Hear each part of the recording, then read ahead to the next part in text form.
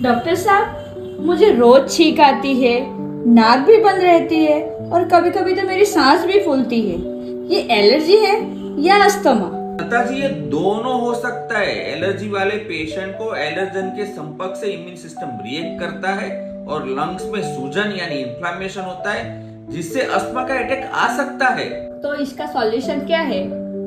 सबसे पहले एलर्जन या ट्रिगर को आइडेंटिफाई करो, जैसे डस्ट, कोलन, पेट टेंडर और परफ्यूम। सेकंड, इनहेलर नियमित रूप से लो। थर्ड, अपने घर का एनवायरनमेंट साफ रखो।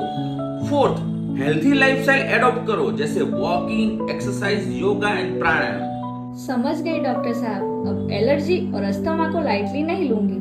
बिल्कुल सही ट्रीटमेंट और सही लाइफस्टाइल से आप एक एक्टिव और हेल्थी लाइफ जी सकते हैं लता जी।